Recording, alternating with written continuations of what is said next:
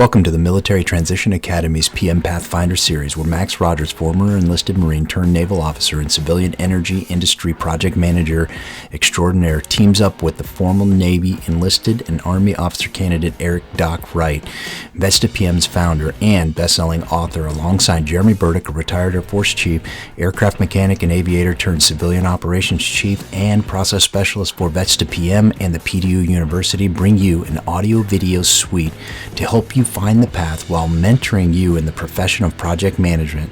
Along the way, you can study for your CAPM, PMP, PMI, ACP, Scrum Master certifications, or just maintain your professional development units in a casual, enjoyable conversation between friends. Thanks again for coming back, Max, for another PM Pathfinder episode. And today we're really going to try to cover the suitability of a predictive plan-based approach, the organizational structure when we're talking about like virtual, co-location, matrix, hierarchical, and then we'll talk about some of the activities and give a couple examples of activities within the project management processes, and then distinguish between various project components. So it's a lot to cover. We're not going to hit every item on this episode. However, we can dive deeper into a couple of them. That way you've got ways to extrapolate it and compare it to other areas that we didn't cover. So let's get after it.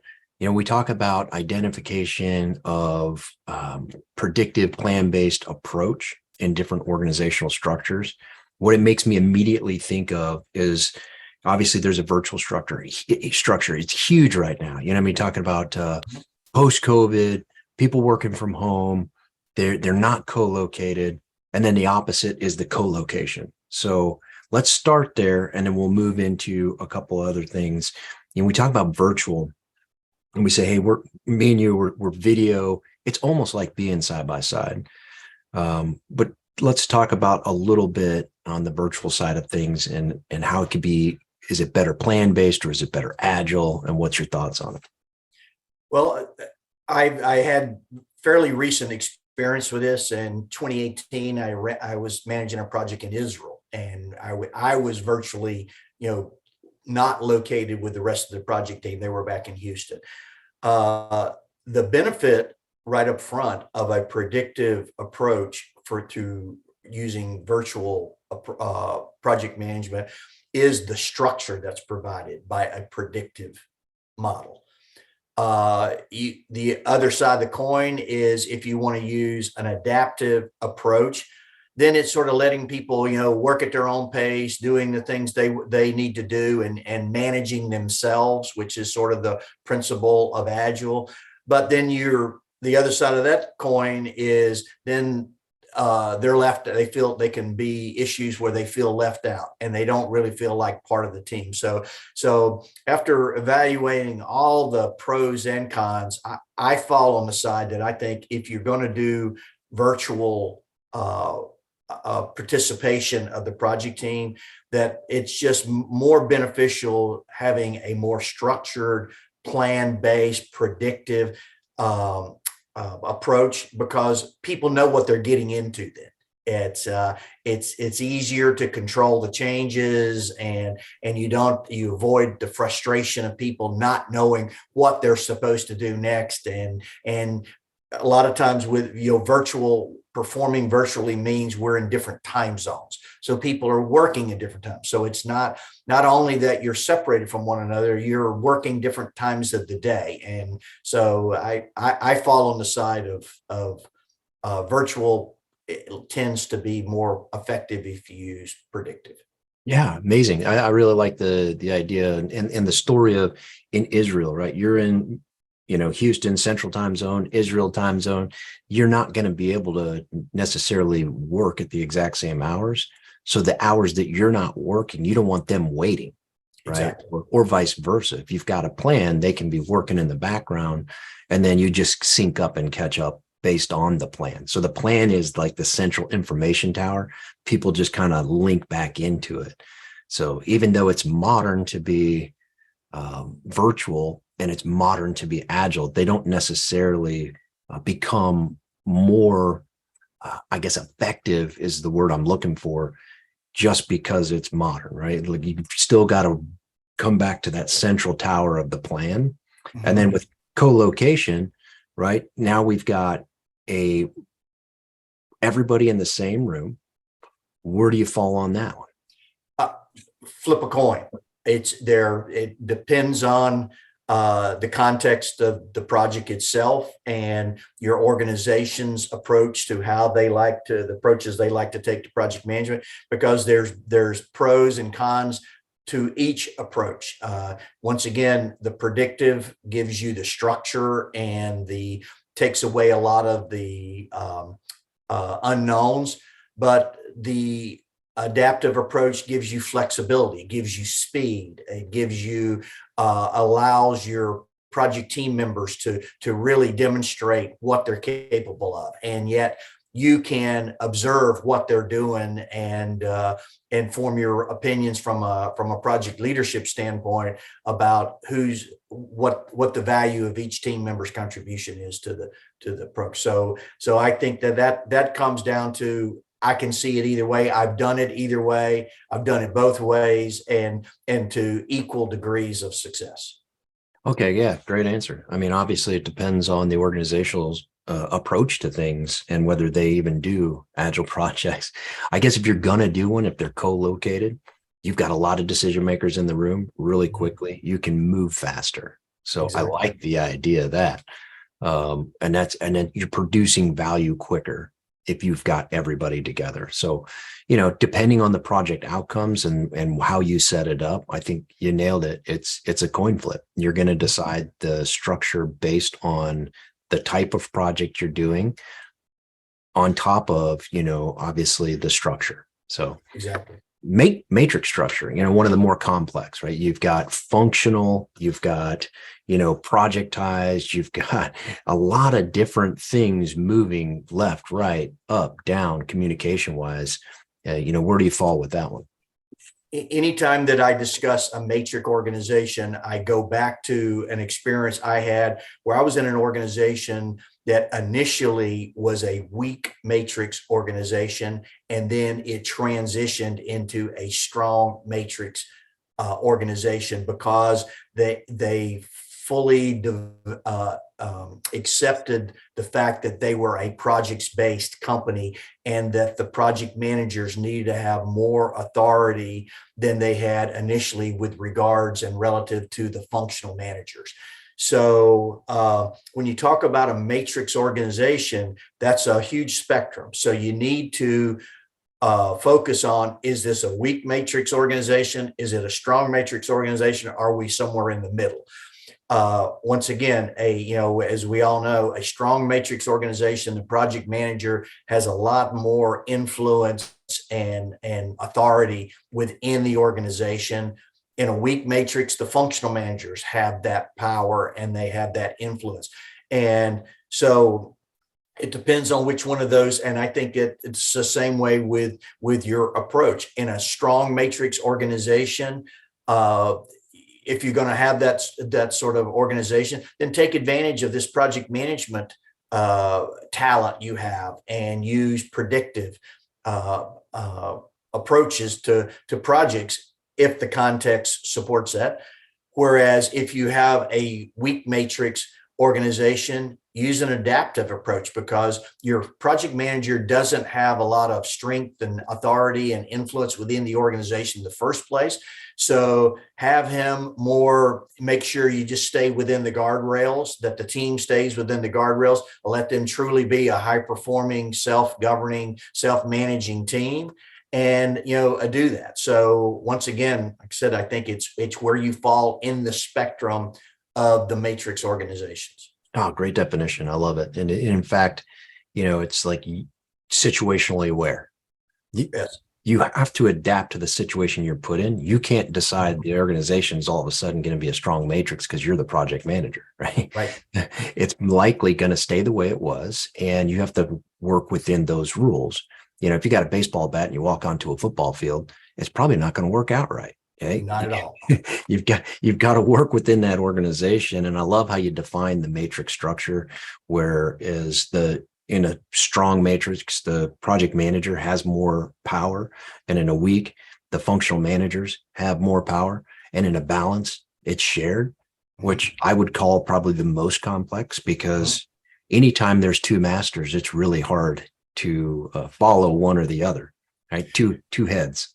And in that situation, Jeremy, that's when it's imperative, in order to be successful as a project manager, when you're in that mid-matrix type organization, you must, once you get your project management plan put together and the project documents, you have to run it up the chain and get senior management approval, because of all the difficulties you're going to be faced with along the way, and all the naysayers, and say, the ones that are pro agile, they're going to say, see, we should have done it an adaptive approach, and the predictive guys are going to say, oh no, we should have done it the predictive way. So do yourself a real big favor as a project manager and make sure you have senior management buy-in to your approach to managing this project. Oh, great advice. Obviously, yeah. If you get your stakeholders involved, get them engaged, and then get them behind you. It's like you want them being advocates and champions for your project. Speaking of stakeholders, right? We've got one more structure to talk about, and that's the hierarchical. So this is like the traditional military structure. Got a commander, and it just kind of everything flows down. So top-down communication, bottom up, needs to really work at feeding information to the top so that they can make decisions again from the top down. So it's like rinse, lather, repeat. Exactly. Yeah. And that's an automatic default to predictive, because adaptive is not going to work. There's not enough structure. There's not enough reporting. It comes back, the individuals higher up on the hierarchical chain are not going to get the information that they think they need. They're not going to have the perceived control that they perceive that they have. And so no one's going to be happy. So I don't think that an adaptive approach would work in a hierarchical organization at all. Yeah, at least not for a big project that requires input from a commander level. Exactly. Yeah. Yeah, it's fine if you want to do it in your work center and you've got, one boss that's like co-located. Right. So yeah, I agree. So within that, once again, it comes back to the context of what you're trying to do. Yes, if you truly are a servant leader and within your shop, you don't need a hierarchical form of leadership. You truly have a team developed. Everyone's self-organizing. It's high-performing team. And it doesn't require that amount of power at the top guy. All you really need to do is facilitate the requirements and the resources that the team needs, and the team functions just fine. So in that example, yes, it works just fine. Yeah, agreed. And I guess it goes without saying that there's different hybrids of each of these structures that we've already talked about. There can be a hierarchical co-located. There could be a hierarchical virtual. There can be a lot of different shades of gray in between all of these different structures that you can employ them at different levels. So, it takes me back to when I was in Japan in the Engine Regional Repair Center. We had the overarching goal of providing engines for all of PACAF. So the Pacific Air Force has tons of bases, tons of engines. Essentially, everything would come to us, and we would rebuild them, and then we would push them out. At that time, I got put in charge of a section that was struggling to make, quota, essentially. Like you have to keep up with the assembly line as we're rebuilding these things. And so one of the first things that I did was decentralized everything as far as building. And I said, each one of these teams, you're independent. You do this, you do this, you do that, and you're in charge of your own work. And we're talking down to one person, right? Mm-hmm. You make Lord mounts. That's your only job. I want as many Lord mounts as you can produce. And I don't want to have to look at the quality. I want to just know that you are an expert and you did it well. Mm-hmm. And boy, did that make a difference. Like it just was an extreme capacity improvement. And I think that's exactly why that PMI has come to the realization that tailoring is such an important aspect of project management, because no two situations are the same. No two projects are the same. No two groups of people are the same. everything is in flux. And so you take these best practices, take these processes, take these tools and techniques and all the experience, and then take everything, all the information you get, and then you tailor what works for your specific situation. Yeah, bingo. Couldn't say it better. And within project management, we've got, all these activities, and in reality, they're subsets of process groups. And I know the new PMBOK doesn't really talk about it, but there's still the process groups and process guide. I think it's groups and process guide it's a standard that you can get off of PMI.org, and it still does have a lot of the old school initiation, planning, execution, monitoring, controlling, and then closure. It's pretty much how every project rolls, the life cycle of the project, regardless if it's agile or predictive. So let's shift gears and talk just a little bit about the groupings and then some of the processes within. So we can start with initiation because that makes sense. What's some of the most important activities you think during project initiation, and then throw me some examples. Okay. The most important part is to make sure that the project requirements or the project outcomes are fully defined and accepted by everyone involved in the project, all the stakeholders. This is your opportunity to gain alignment on what the purpose of the project is, what the definition of done is, how many of these we're going to produce, to what quality. All that stuff takes place, in what this is what we're going to do. Secondly, you identify the stakeholders. Okay, who's all involved in all this? Who does this affect? Who affects what the project team's doing? Who does the project team affect? And so, you establish, then that flows directly into establishing your communication plan so that you keep all the stakeholders informed of what's going on. And the final, then the outcome of the initiation process typically is the project charter. Now, the PMI talks about, doing feasibility studies and assess risk and business plans and project approval and funding, and all those things happen during the initiation phase.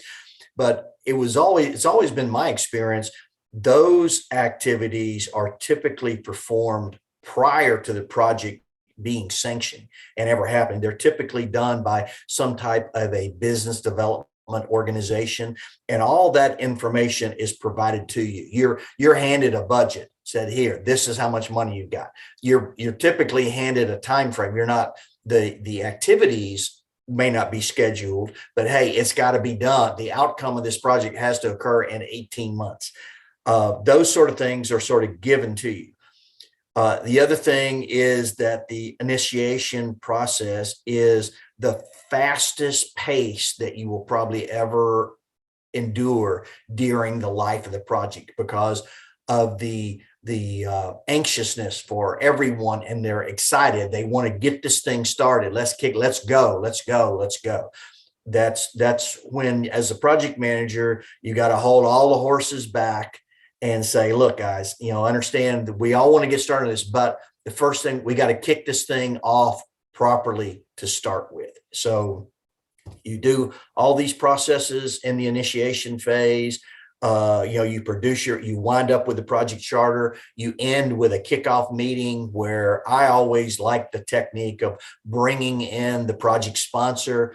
The kickoff meeting was their meeting. They conducted it, they ran it, they explained to both the project team and all the other stakeholders that were interested what the purpose of the project was, what the budget was, what the schedule was, the risks that were known. They covered all those things in their presentation. And then at the end, they introduced the project manager. And here's the guy that's going to make all this happen. He's the one that's accountable for it. And so there you go. So then that was a milestone that signified the completion of the initiation stage, and you were in the process, and you're good to go.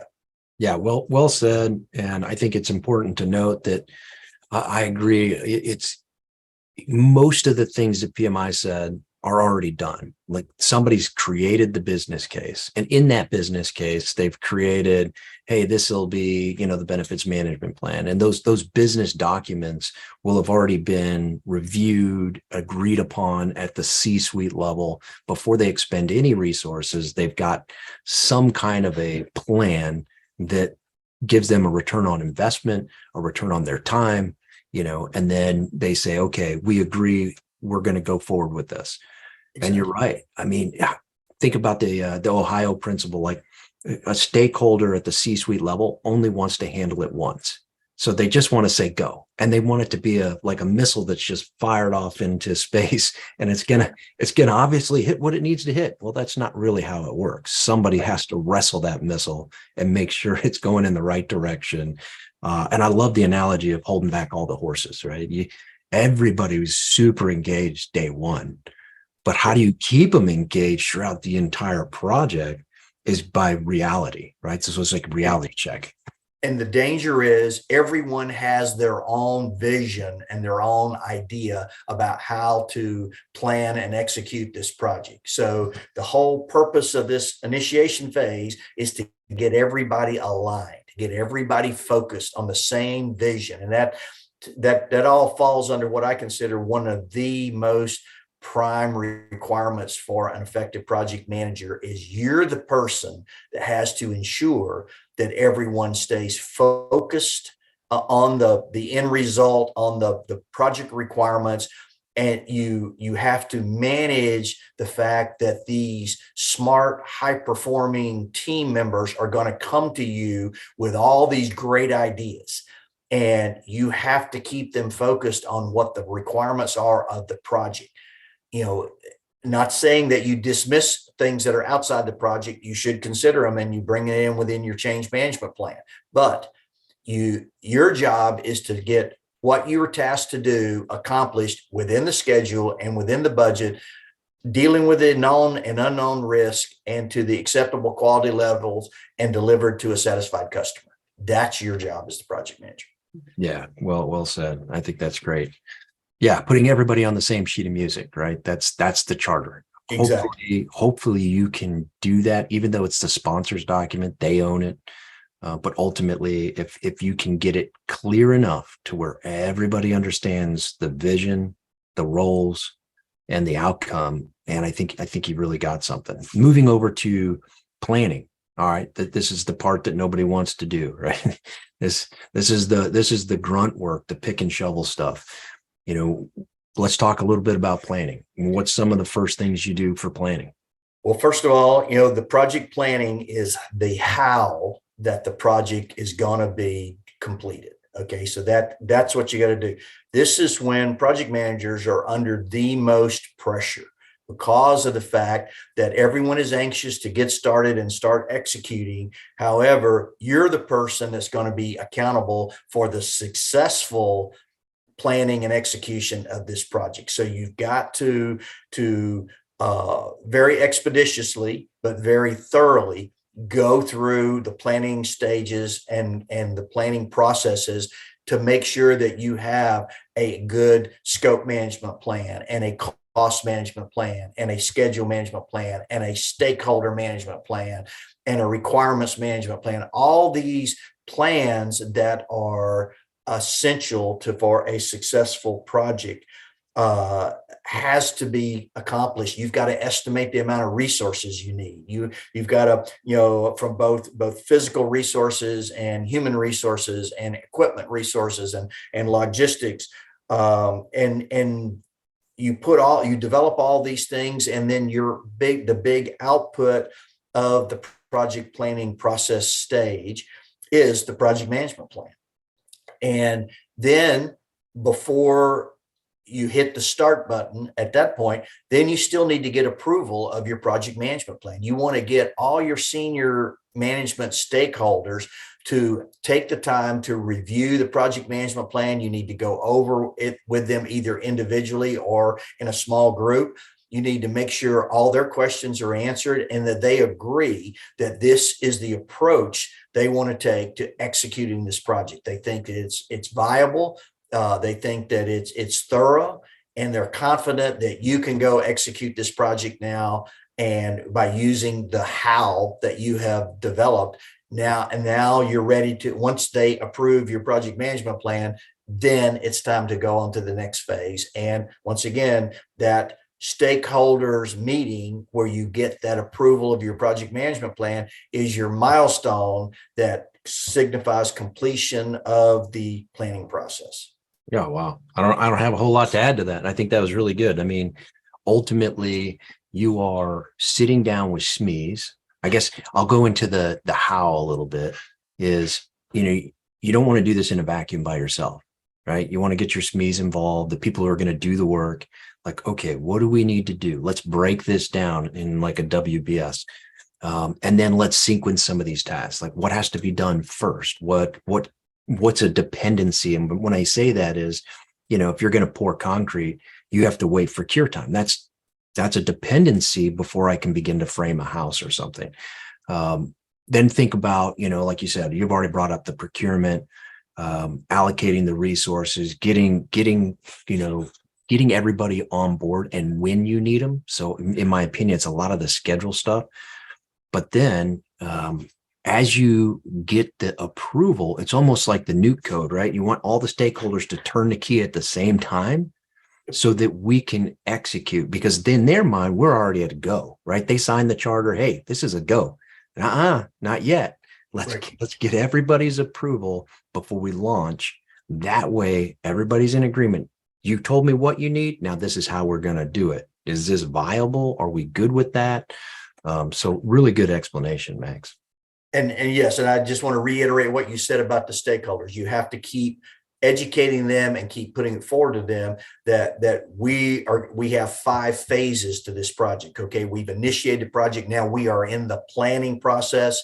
When we complete this, we'll go into execution. And while we're executing, we'll be monitoring and controlling. And then we have to close out the project. And you have to keep, saying that over and over and over again to get everyone in the organization educated to, okay, this is how we do projects. Yeah. Right? And it's not that we're just doing work. Okay. Yes. Doing the work is the fun part of the project. Okay. But it's not the only part of the project, the planning. And that's why I always try to use the term planning and executing, because trying to execute something without a plan is dangerous.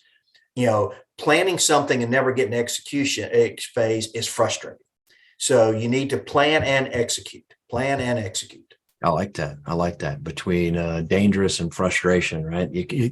I was telling somebody yesterday, I was like, man, as a project manager, you're living in chaos. Like, you basically are the central sounding board for the project, and you deal with a lot of chaos, danger, frustration. People want to go, other people don't want to move. So you're kind of at this, like, you're always just in this rotating carousel of chaos and things trying to be done. And I would almost say that one of the best parts, or at least one of the most relieving parts, is when all the worker bees go out and start working. Like, then it's like, oh, yep, this is the easy. A calmness falls over the team. Yeah. Because everyone's busy. No one's got time to talk anymore about things other than work. All the communicating that's going on is about work. It's no longer about, who's going to the Super Bowl and who's playing on Monday Night Football or who's going to be the MVP. And, those conversations occur frequently, but typically during an execution of a project that was well planned and organized with a high performing team that has collaborated together and has built this sense of self-worth because they feel like they have actually contributed to this project that they are actively involved in. And now, boom, they get to go and execute what they've been talking about and planning for weeks or months now, and now it's action time. And that's the fun part of a project. This is the part of the project that everyone enjoys, is typically the executing stage of a project.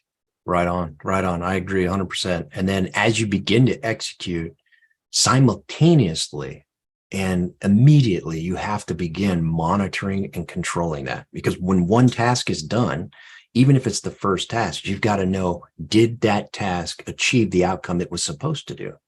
So you're always tracking. And that is where you prove your worth as a good project manager. Once the flurry of activity starts and the team members are executing the project and executing their task and producing the deliverables, that's when you step in, and this is what I always call the business part of the project. And this is where the project manager has to do his part to make sure that business value is created and delivered to the satisfied customer. And you do that by tracking the progress against the project plan and monitoring all the work activities, and constantly collecting and analyzing data, talking to your project team members, talking to the stakeholders. The communication that goes on is vital and critical and at a high level at this time, because and by a high level, I mean the quantity of communication that has to take place, because you have so many things going, and you've got to do all of them well. And along comes change that you have to deal with and manage with. And then you got to make sure that the quality is being provided and built into the project, and that the deliverables that are being produced meet the requirements of quality and stuff like that. So it's truly, the business part of the project from a project manager standpoint. And this is where you really, demonstrate your value to the organization and to the project team by how well you control this chaos that, yes, exists and is going to exist. But you bring order to chaos, and that you prove your value as a project manager. And one of the greatest opportunities you can ever hope for is to enter an organization that has struggled for years and years and years with the chaos of projects. And you walk in, and through your abilities and your talents and your knowledge and your experience as a project manager, you're able to bring a semblance of order to all this chaos. Both the worker bees on the project team standpoint are going to be impressed and be thankful to have you there. And upper management is going to be thankful that you're there also. And you are going to be rewarded come bonus time and come salary negotiation time, because of the value that you've added to the organization. And it's so evident during this time frame. Yeah, I can't agree more. I think the two biggest times that a project manager earns their paycheck and bonuses, like you say, is during the planning and then controlling, right? Those are the two key things, because a project well planned has less to control, but if nothing survives contact with the enemy, right? So everything is going to require some kind of change, and how you employ those changes is so impactful. Like, you've got to look at the second and third order effects of a change. Somebody has a great idea, like you said earlier, you can't just implement it, because it could cataclysmically turn your project into more chaotic, and it may not produce. Go back to the original, right? The initiation, it may not produce the intended deliverable that we were supposed to. And then now you've got upset stakeholders, and that's how you get yourself fired real quick. Exactly. Yeah. And let me add one final thing to really demonstrate your worth as a project manager. And it takes time to develop the ability to do this, but the ability to forecast is the thing that will set you apart, will make you the superstar of project managers, because anybody can analyze and report through looking in a rearview mirror what has happened and where we're at to date. But where the true business value is added, especially to the senior management, is for you to be able to forecast where we're going with this project. What is going to be the cost at completion? What is the estimate to complete? I know we've got a budget. I know we've got a schedule, but the reality is we're not going to meet those numbers. We're not going to meet that schedule. But based on our performance to date And based on these corrective actions that we've taken to improve our performance, we're now at this state, and I can accurately and confidently forecast that we will be done on this date for this amount of money. And that's what will really separate you in the project management world from all the other project managers, is because in my experience, 95% of the project managers I ever worked with, they were all able to report what had happened, but a very minimal number are able to actually forecast where the number is going to be, where you're actually going to wind up. And that ability to do that requires experience. It requires you to be a subject matter expert in what the project is undertaking and what you're doing. It requires you to be cognizant of the environmental effects on your project, both internally and external to the enterprise or the organization you're in. You've got to know what all the requirements are left to be accomplished. And so it's a huge body of knowledge that you have to obtain, and you're not going to get it overnight. But it is a goal that I always stress for all junior or young project managers or people just entering into the profession of project management.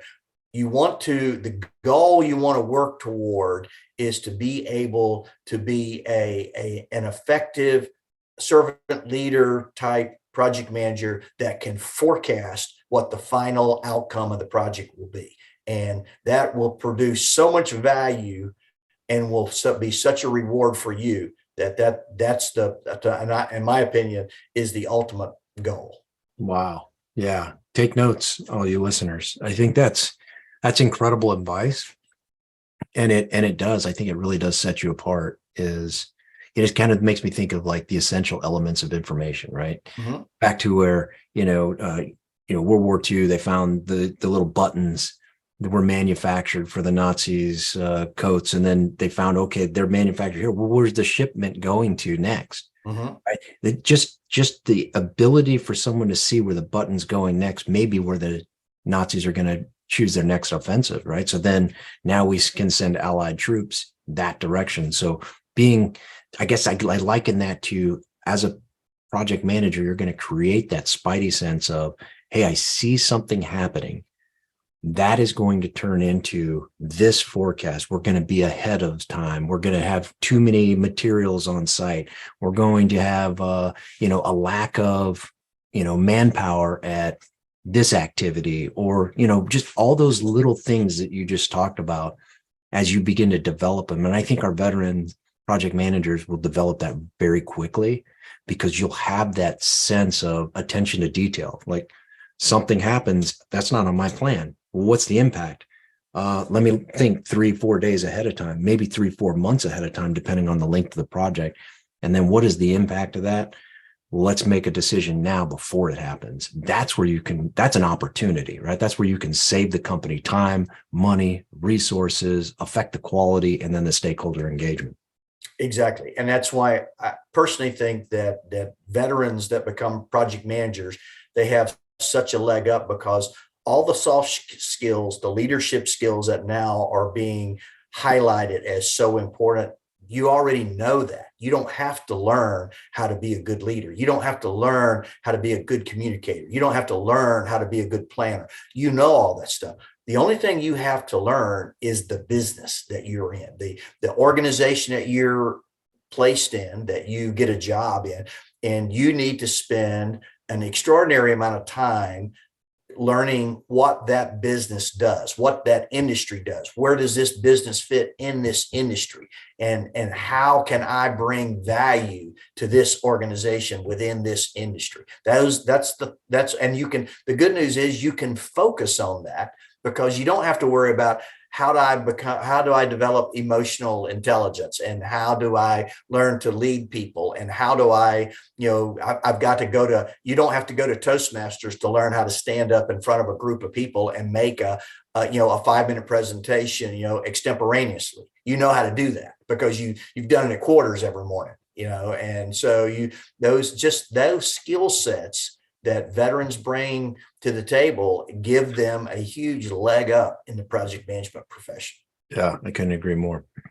All right, on to the next process, and probably the least favorite, in my opinion, or the least done. I shouldn't say the least favorite, the least accomplished out of like 500 projects. It seems like we maybe have closed 3 or 4 of them. So project closure, and arguably one of the more important for the organization from a historical look, gets done like the least. Is that your experience as well? Exactly. And the closing of the project, especially when you're in a projects driven organization, it's so difficult because the deliverables have been produced. They've been delivered to a satisfied customer. The work is done, everyone thinks, and there are other projects in the pipeline ready to initiate and get started. So everyone's ready to go to the next thing. However, there's a lot of unfinished business. All these lessons learned need to be accumulated and added to the lessons learned register. And before they're placed in the repository, there needs to be a meeting, a closeout meeting, where you sit down and go over these lessons learned. You want to get as many project team members as you can into this meeting, not just your project team, but the other project teams within the organization. You want to get as many upper level management and senior managers as you can into this closeout meeting, where you go over these lessons learned, so that to educate them about what's been done and what's been accomplished within the organization, to benefit the organization as it goes forward. It makes the organization smarter, more efficient, more effective at what they're doing. And the other thing, and one of the most important issues from a leadership standpoint, is the closeout of the project celebration. And there needs to be some type of a milestone event for the celebration of the conclusion and the closeout of the project. You can do it at the same time as the closeout conference that you're having or whatever, but your project team members need to be identified, and they need to be rewarded. It's the time to give out accolades for the performance of these guys, and to let everyone else see that, hey, if you're on this project team and you perform well, you get rewarded and you get recognized, and you gain this. So it's very important for your project team members to feel appreciated and to be recognized for the performance they do. And that's where, once again, your leadership skills comes in, and it's second nature. We whether it's the victory cigar at the end of a completed mission, or cracking open a high dollar bottle of booze, or going out to dinner, or whatever it is, get together with snacks and go to a picnic down at the lake or something. But there needs to be a milestone event that concludes and closes out each project. Great technique, and so lost on so many. And what you're not realizing is, if you don't do that, especially in a project environment or in projectized matrix style structure, is you're not invigorating the team for the next project. Right? Exactly. It's like that reward, that carrot at the end of the stick. Finally, the donkey gets to eat the carrot, and I think that's important. And especially, you mentioned the matrix organization. It's very important to get your projects, what I call project staff members, the guys from the planning department, that they put together your schedule, they update your progress, they do, and they're doing that for all the projects, and they do that every day, and it's just Groundhog Day for them over and over and over again. So invite them to a celebration, give them a piece of cake, give them a drink, and acknowledge their contribution to the project. The same way with the guys from the supply department who executed your procurements for you and got everything on time, or and the shipping department who once you completed all these deliveries, they packaged everything up and took care of the logistics to get it delivered to the customer. And there's a lot of individuals that have participated in the project, make sure they all get an opportunity to celebrate in the success of the project. Yeah, great. Yeah, I love it. It's an organizational celebration, not just a project team celebration. Exactly. Yeah, yeah. So to just take it for some of our military folks, if we run like an example from the beginning, right? Like take an exercise, for example, a warning order drops. All right. That's kind of like the charter. This is what we're going to evaluate you on, and we're going to test you on this. And then you sit down, all the evaluators sit in a room and they plan, okay, how are we going to evaluate their effectiveness at X or Y? Then they go out and say, okay, exercise started, don your gas mask or whatever, whatever the thing is that you're doing. That's like that execution phase. Well, now you've got somebody on a clipboard watching how fast did they put on their gas mask. That's monitoring and controlling. And then at the very end, all the assessments that have been monitored each day and every day, they sit down and they do a murder board and they say, okay, you did this great. This is your grade. You did this one, not so great. It's marginal. Let's get a better grade on that one next time. Here's some corrective actions we recommend. But ultimately, you see this in almost everything that you're doing in the military. You're seeing these things happen. You just don't talk about them in the ways that we talk about them in project management. But if you can liken it to like a simple exercise or a barbecue or something that's a small project, it'll help you realize what you're doing each day and how they attach to these different processes within project management as a professional level. Yes, it may be smaller, but ultimately you can extrapolate all that knowledge and apply it just in a larger method. And you can see the benefit to the organization. You can see the organization improve and the organization grow and get better at their mission and how they do things. So, yeah. And it's I guess the easiest way to do it is when you go away for a long period of time and you come back and look at something see how things have changed. I went in November of 2021. On the 8th day of November was my 45th anniversary of graduating from Parris Island, from Marine Corps boot camp.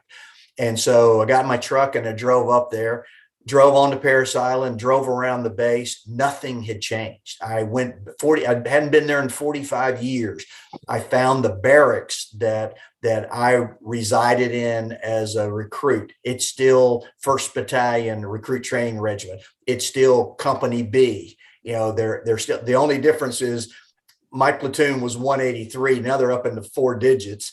But the other thing I noticed that was astonishing to me, they had all these Marine recruits platoons out on the grinder, putting them through, they were drilling, they were marching, they were doing all this.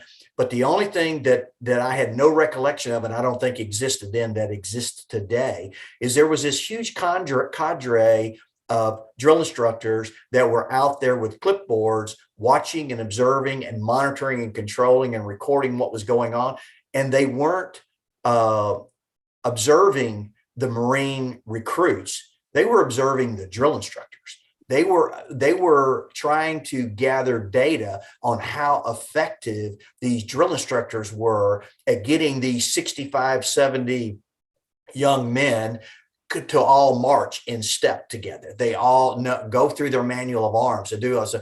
And that immediately registered to me as process improvement within an organization that is interesting. The Marine Corps figured out in World War II how to make Marines, and that's how they make them today. There's not a whole lot of changes, but there's still continuous improvements going on. And I was glad to see but they're focused on improving the process. So. Yeah, too true. Yeah, man, that's great.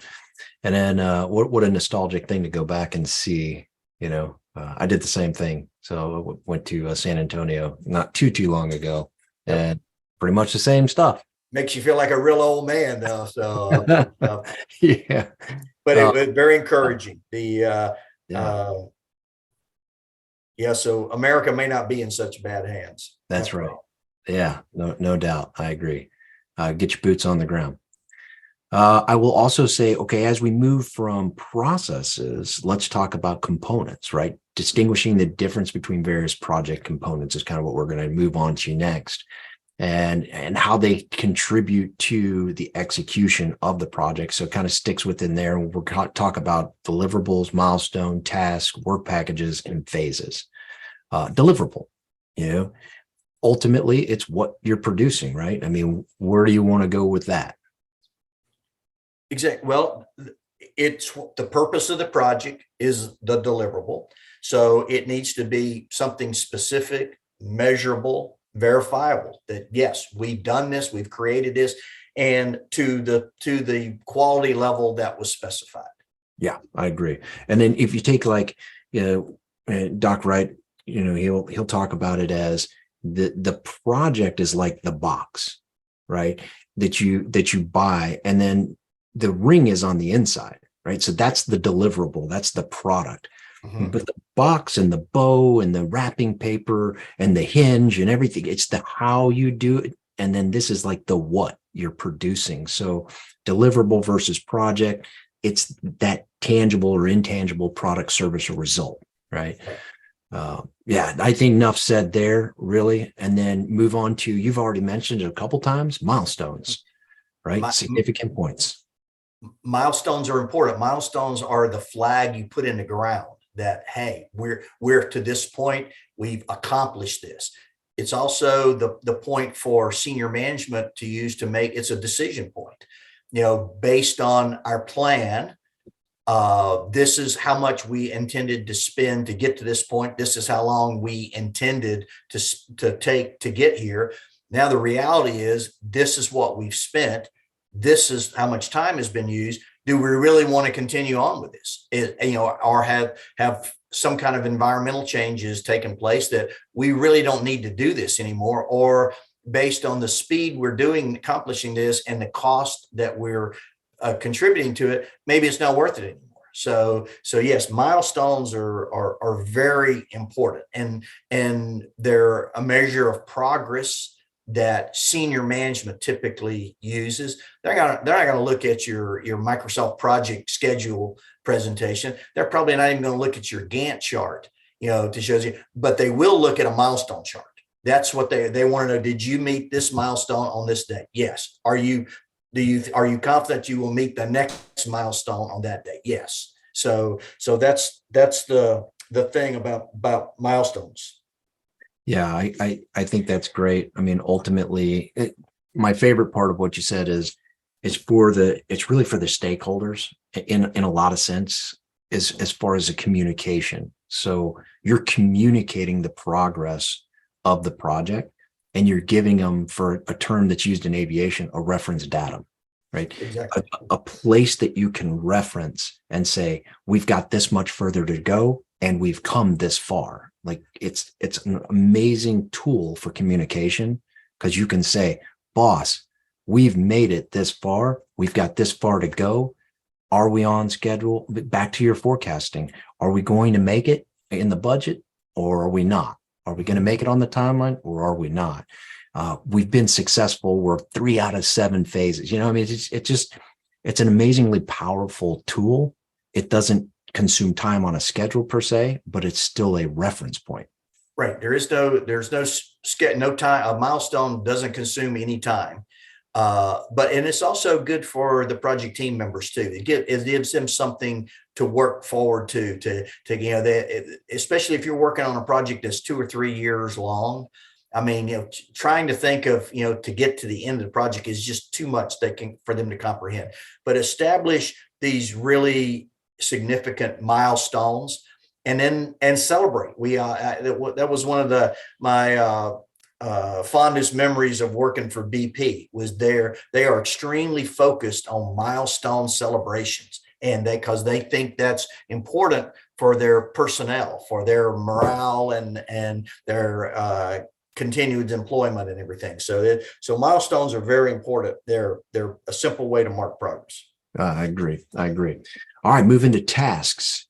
So specific activities and actions that we have to do. A lot of times they show up on a WBS, or they show up on a task list, which you build during your schedule. And then you overlay it with either on a Gantt chart, or, a to-do list, a checklist. I mean, you can do it a bunch of different ways. but, give me a good example of like what you think a task. Well, a task is, used, and from the project lingo, it's the things that you have to do, and you need to break it down to the level that is significant to the project, that matters to the project. To use an example of building a shed, okay, you can, if it's a small shed that it's only going to take you 2 days to do the thing, you can just say, okay, frame up the outer walls. That's the task. But if you're building an elaborate shed or something that costs a lot of money, maybe you want to take that task of framing up the outer wall into procure the lumber and then have it delivered to the site, and then measure the lumber and make the cuts and, erect each wall. So you break down the task to the level that is necessary for the project. But tasks are just items that have to be done. And the more complex the thing is, probably the more breakdown you need to do to it. But if it's something as simple as hey, I need you to go to the hardware store and get 5 bags of ready mix, that's fine. If it's someone that's if you're new to the country, then you may need to tell them, hey, look, I need you to go get a taxi. Tell the taxi driver, here, I wrote this down on a card in the local language. This is the name of the hardware store.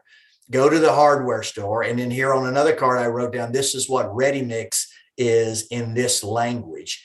Hand it to someone wearing a blue cap because they're the supply guys. And then package the, pay for this. And here's the money that you use to pay for it with. And then get back in a taxi and return to the project site. Yeah, and that's right. That is how you have to break down the same or just tell the guy, hey, hop in a truck and go to Home Depot and go get 5 bags of ready Sackcrete. Yeah, there you go. Same project, but different context. Yeah, and I like it. You brought up a couple good points is decomposition, right? You take a bigger task, decompose it into smaller things and what you want to do. And I would say that, a way for you to identify this maybe on a test or something. A task is typically some kind of a verb. Build the wall. Yep. Procure concrete. Test this. Propose that, right? So it's some kind of action. It's an action word, action verb, right? Yes. Whereas now let's move to work packages. Those are typically nouns. Like exactly. The floor, the wall. Why? Because they're several tasks put together, and where do you typically see work packages? On your WBS, right? Exactly. And then work packages in conjunction with planning packages, but they're still, I personally don't agree with that because a planning package is a work package. It's just done by a guy sitting behind a desk, where a work package is done with a guy wearing a tool apron usually, or getting his tools come out of a toolbox, whereas a planner, his tools are in a computer, but it's still work has to be done. There's still tasks. So, but yes, and then you combine the task, multiple tasks combined together become work packages. And then you execute the work packages to produce the deliverables. So they all build on each other. So yeah, that's perfect. Yeah, so it's just a way of segmenting what needs to be done, right? Break it down to the smallest level for the task, and the smallest level on your WBS would be a work package.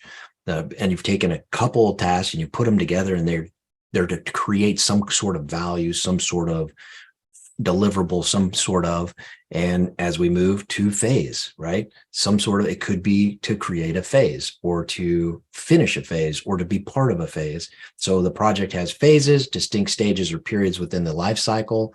So where do we land on phases? Well, phasing, the easiest way I think to describe and talk about phases is use your Mach 1 motto construction project. Okay. The standard construction project contract documents. It starts out, section 1 is clearing and grubbing. That's where you prepare the ground.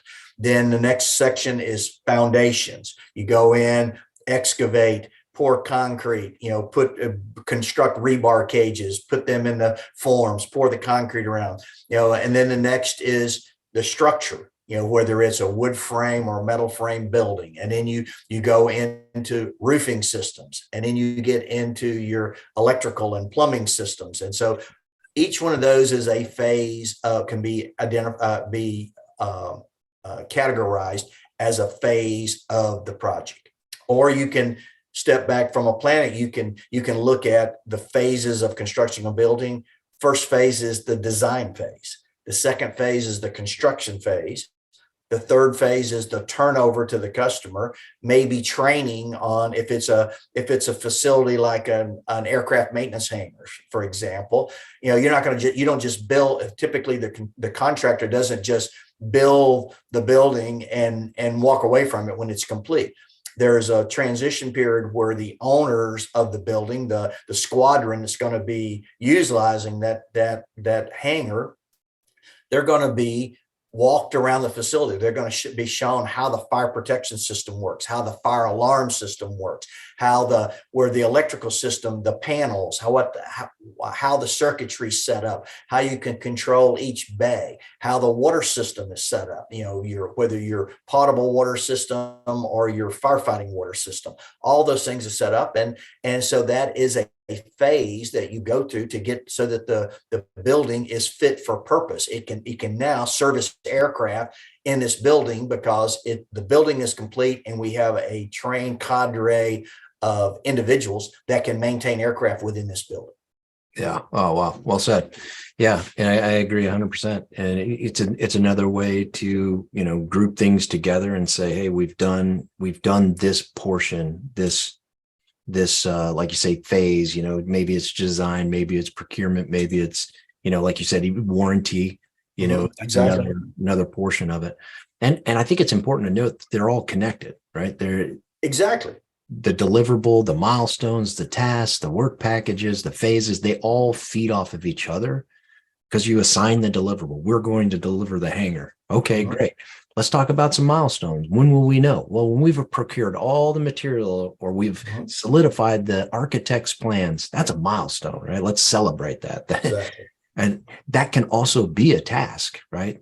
I want you to go get government approval. I want you to design it. And then I want to commission the designs. And those 3 tasks becomes the work package architect plans. Okay, exactly. Perfect. So they all kind of work together to produce the project, disparately, but together. Exactly. Yeah. Wow. So we've covered quite a bit today. And as we just kind of finish it up, we've really covered, different organizational structures. We've covered a lot of the processes. We've covered a lot of the components. I'd say we hit a lot of the meat as a project manager. If you knew this stuff pretty well, you're off to a really good start. Any parting shots? I think this is all foundational information, and you build a strong foundation, and then you don't have to worry about your structure later on. And so, yeah, I think this was a broad brush approach to planning and executing projects. We hope you enjoyed this episode of the PM Pathfinder series and want to join the profession, certify, or maintain your PDUs by visiting vetstapm.com and looking up Project Manager Essential Toolbox or a bootcamp.